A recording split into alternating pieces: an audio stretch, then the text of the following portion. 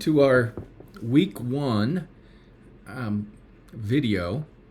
In this video, I'm going to walk through some of the things that you learned in week 1, hopefully cement a few of them in your minds a little bit better than what you got just from reading. I'll also spend a little bit of time to go over the 3 labs. It's not my intent to get into the lab details, but and definitely in future videos we probably won't do that, but more just talk about principles. So with that in mind, let's see where we start here.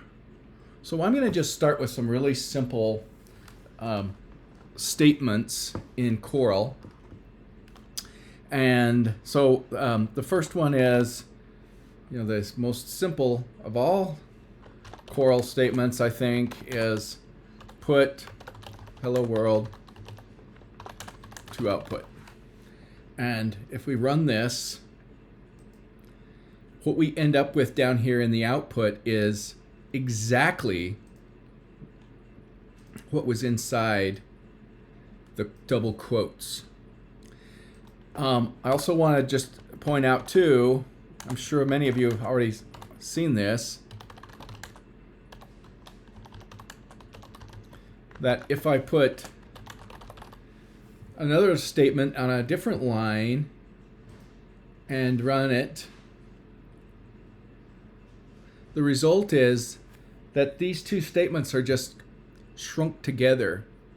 They're what we call concatenated on a single line, even though they're 2 statements and they're on 2 lines over here in your program.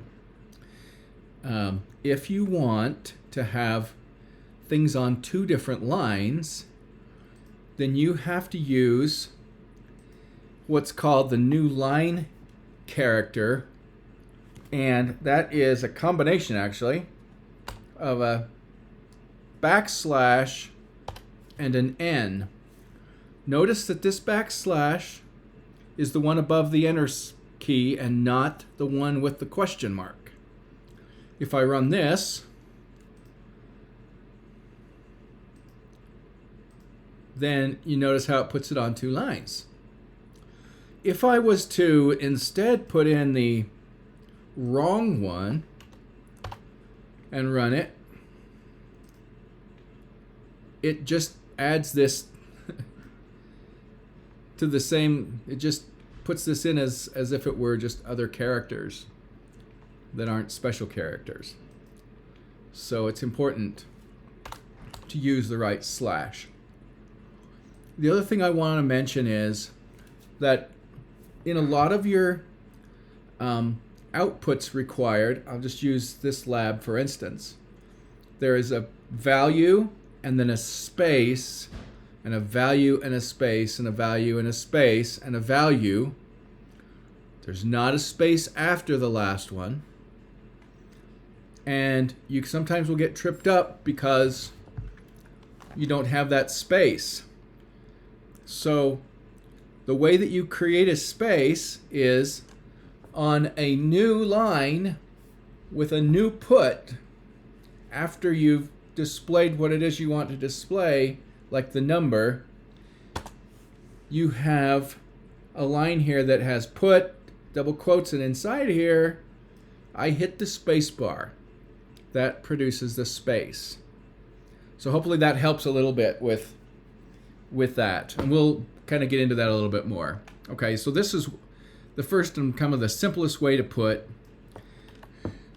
So let's talk then about variables. And I've said about variables that, variables are basically like little post office boxes. In Coral, there's really only 2 types. There's an integer, and it's like kind of a small post office box, and a float is the other kind. And a float is like a big post office box. It's like 4 times as big as an integer. An integer only has a number there without a decimal point, while a float has a number with a decimal point. And it's not just the decimal point. Well, why would that make it so much bigger? Well, because it can represent so much more precision So, you know, a number like 1, 2, 3 decimal 4, 5, 6, 7, 8, 9, 10, 11, 12, you know, for a long period, it can go really big. That's why it is able to store, it has to store it in a larger box. A variable, like we mentioned in other videos, we have to start by declaring it.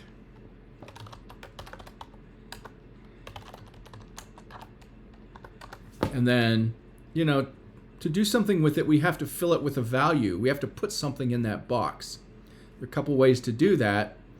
The first way is just something like this, x equals 5.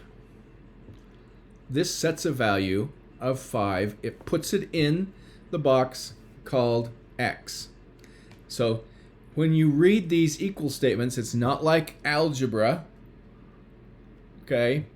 It's not equals like x is equal to, and it's not a logical statement. It's an assignment statement. So it means take everything on this side of the equal sign, do any kind of calculating that needs to happen, and then place it into the box called x. Okay. So, you know, if I want to output 5, I could output 5 like this. If I was to do this and run it, the output is 5. But this is, you're never really going to want to do this in your assignments because it's not looking for that. And a little tip is that when you submit for a grade, it runs your program multiple times. If it's expecting, if it's a program with input, it runs it multiple times with different inputs. Not just the one that they give you, like this one. It runs it with other ones too. And it's expecting that the output obviously changes with each of those runs based on what the input is. So what we need to do here, so another way to display 5 is to do this. And what that does is, in this put statement, it goes out and it gets the value that's in the x box and it puts it in there. And so if we run this, we get the same result. Okay. The third way to do this, and the way that you're going to want to do this on practically every one of your assignments or labs, is to have an input. So let's put input of 5, and rather than hard coding, we call this hard coding, by the way. Rather than hard coding, we put get next input. Now, when I run it, still gives us a 5, but if I want to change this to a 10, I can do it without touching my code. Now it gives us a 10. It's critical that you don't hard code the values, except in situations where, I should say this, do not hard code variable values that the lab expects are coming as input. So in this, this is for lab 1.6, you know, these are your inputs. These should be here. Oops. These should be here. It can happen. Let me try it again.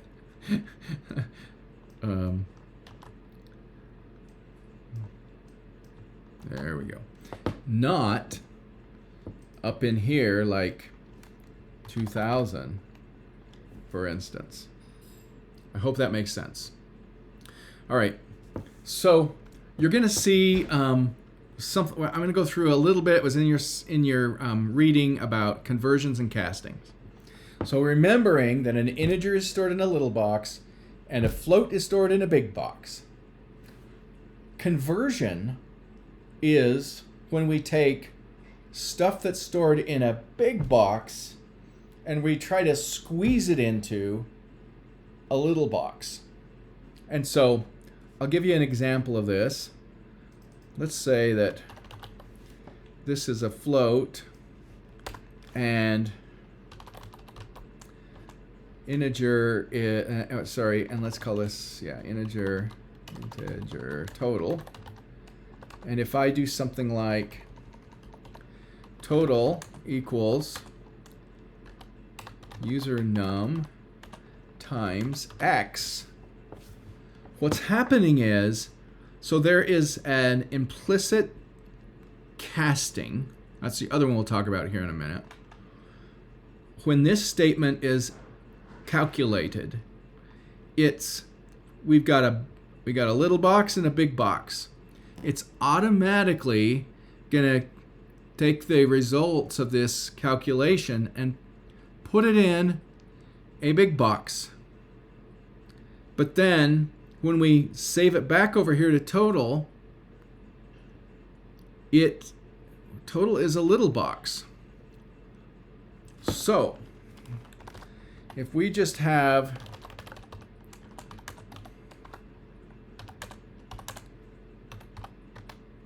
something like this, and we were to run this,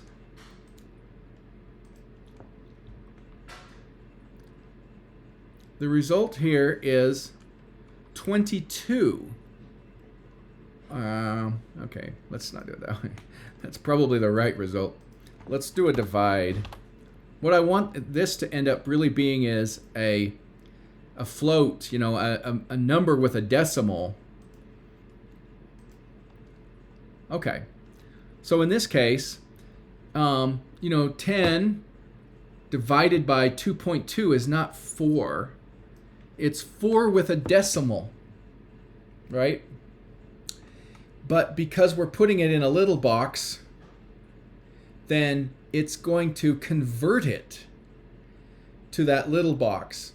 And with a conversion, you're going to lose a little data, right? This doesn't have the decimal part, and so that's a little bit of data that gets lost. When it comes to casting would be taking something from a little box and putting it in a big box. I mean, that's pretty easy. You don't have anything that's lost. Or also taking this, it's said that a float in an integer results in an integer. Taking one integer and putting it in another integer, it's not really even casting. But so what that means is, let's see, if I made this a float and I made this an integer,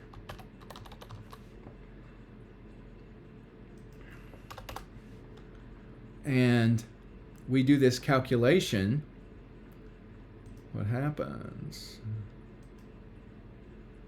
So notice its result here is not just 5, but 5.0. So it's taken, what this calculation would have been is an integer, and it's sticking it in, so that's a small box, and it's sticking it in a big box.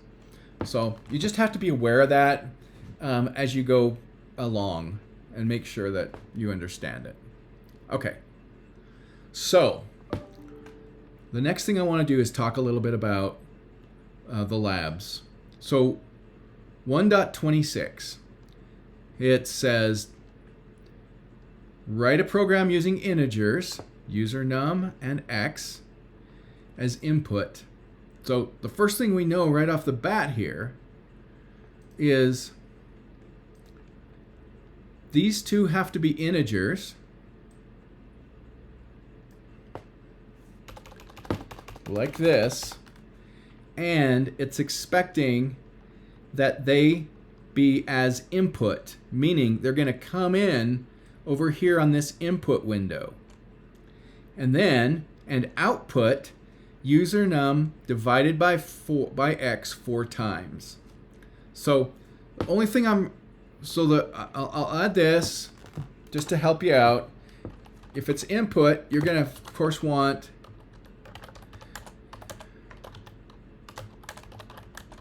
this and,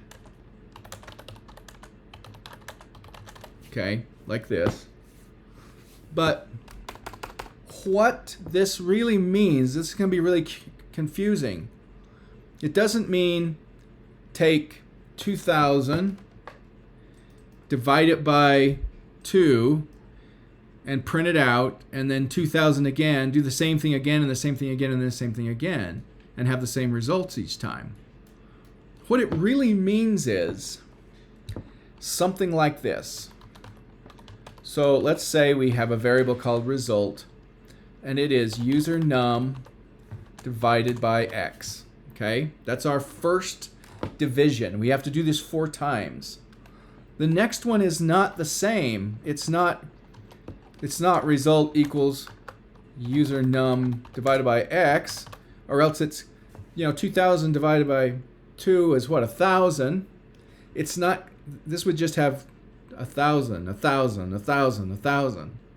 No, that's not what it wants. What they want is you to not just, after this one, not just do the same thing again, but instead, this right here means perform this calculation and put it in the box called result, right? Well, what we want to do is take the value out of result, divide it by x, and then put it back in result. And if you did that 4 times, you know what?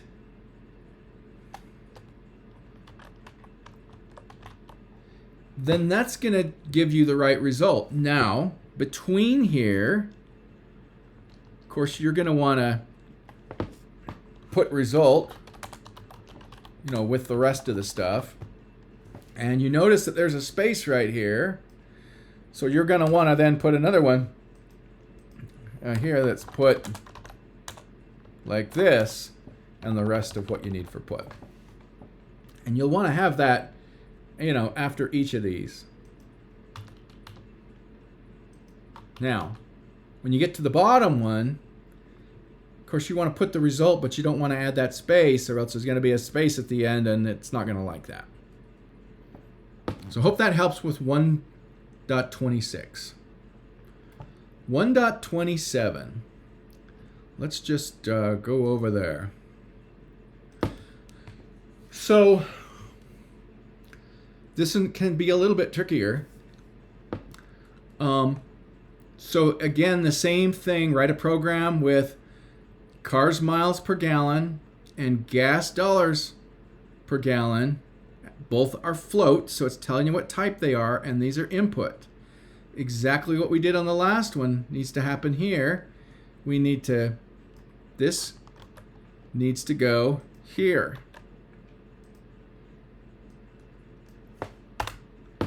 And I put here, there's a float, so I put miles per gallon and dollars per gallon, right? And then, of course, I'm going to have to do the same thing. Miles per gallon equals get next input. Dollars per gallon equals get next input. And so that's all great. I got my data in here. But here is where it's tricky. You have to figure out how to calculate what the gas cost is. So let's just think about this for a minute, okay? So let's say that I have a car that gets 10 miles to the gallon. Because I have to, I've figured out how to calculate it, I need to calculate that gas cost for a car with 10 miles, or a trip, let's say, for 10 miles, 50 miles, 400 miles. All right.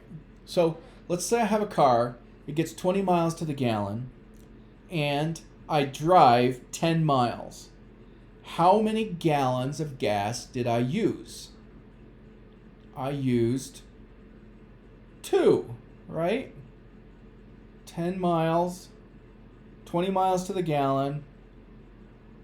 Actually, I used a half. Is that right? because I drove 10 miles, I guess 20 miles to the gallon. I used a half a gallon. Okay, so just thinking about how you calculate that, let's just call this gas cost. So, you know, gas cost, nope, not that one, equals, okay, first of all, let's say 10 divided by MPG, miles per gallon. And if I was to run this and just do a put here,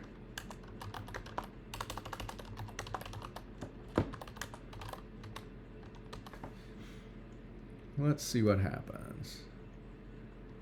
I gotta make sure I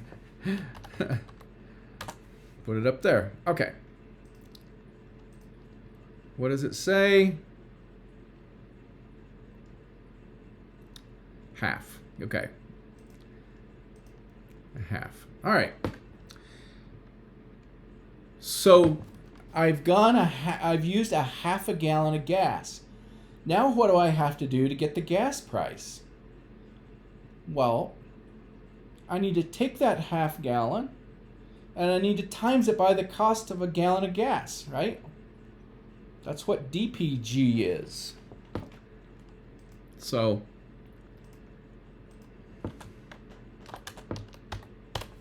something like this. Now, it's usually best when you have all this together to put parentheses around here, because we want it to calculate this one first and then take the result of this and times it by DPG. Okay? So if we do this, let's see. 1.5799 whatever. Let's see if that's okay. So the only other thing you have to do here for this guy is, you notice it says with 2 decimal places. You just use exactly this statement to do that. Okay? I'll leave it at that for you, but hopefully that helps you with this one. All right, so let's move on to the last one. Okay, so this one is all about math functions. So if you go to the Coral language specification and you scroll down a bit, you'll see right here that the language has 3 math functions that are built in. And a math function, these functions are that, you put something in, a number in it, and it spits out a number out of it. Okay? For square root, raised to power, and absolute value. Notice that raised to power takes 2 numbers with a comma between them. The other ones just take 1 number. Okay? So, this can be fairly simple. Again, you're taking 3 numbers. So these 3 would be here in your input. And we've defined, it says here, 3 floating point numbers. Floating point, that means they're floats. X, Y, and Z. All right. Now, the simple one here at the beginning is output X to the power of Y. Okay. So there is a one here raised to the power. Okay. And then if we want to do this, we'd put X right here and Y right here, and it would raise X to the power of Y. I'll just show you how to do that. As soon as I get here. No, sorry.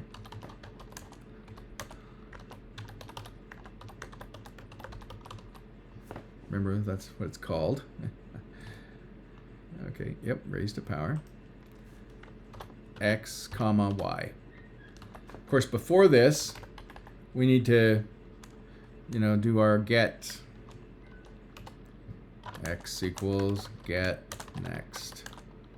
input, y equals get next input, z equals get next input. And if we were to do this here, and we were to execute and step through it, because I'm not printing it, but what we can do is we can see what the result is right here. 55.9 something or another. See right here, 55.9. Notice it wants you to change it now and have 5 decimal places of output for your float. Okay. So I'm not going to show you all of these, but I will show you one more of them. And I'll show you one that's nested. So if we go right here and we look at this guy, it says x to the power of y to the power of z. Okay. So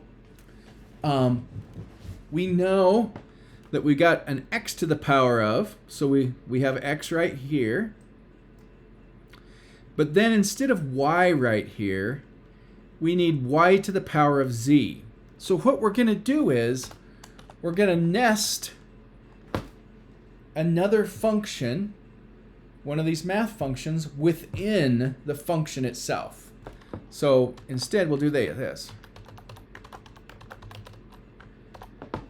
Y, comma, z. And the way that the computer is going to do this is it's going to take the innermost function and calculate it first. And then it's going to take the result and it's going to drop it right here where this one was. And then it will calculate the outer one.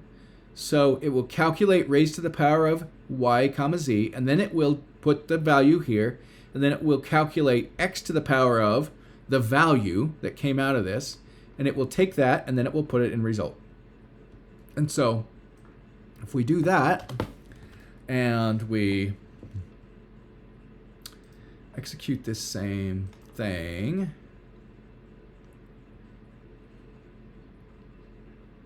the result is 579.32. 579.32. Okay. Absolute value is going to be fine for you. That's just a simple one. And then the last one here is a square root, a calculation, multiplication, and then another raised to the power of.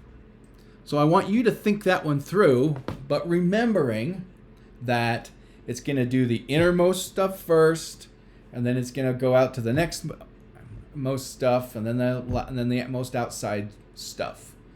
And so, you could also, in this case, we have raised to the power inside here, but you also could do something like this.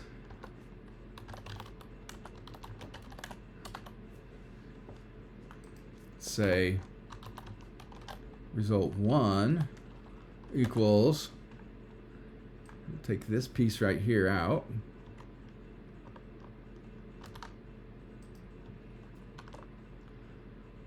and then the result 2 is raised to the power with result 1. So what that's doing is, first of all, it calculates this and it puts it in this variable. And then when you run this one, it takes the variable and plunks it in there and then does the calculation. Either of those will result in the exact same value. It might be easier for some of you to just put it on one line. It might be easier for some of you to break it out into multiple lines. And when you look at this guy right here, it might be easier for you to break it into maybe even 3 lines. So you'll have to think about that. So let's see. I think we've covered everything that I was hoping that we'd cover. We've talked about how to use the put statement, how to use hard code something in a put statement between the double quotes, including how to do that with the space for those where we need to put the space in to get the right result on the labs. We talked about variables and the difference between putting a variable like a 5 in double quotes in a put versus setting it, hard coding setting it like x equals 5 versus putting it in the input here and then pulling it in like this. We talked about conversion and casting. Difference between, conversion is taking something that's in a big box and putting it in a little box. There will be data that gets lost in that in most cases. And then casting is taking something in a little box and putting it in a big box. No data lost, there's lots of room, everything's good. We talked about 1.26, we talked about 1.27, and we talked about 1.28. So hopefully that'll help you as you move forward and figure out these. Thanks a lot.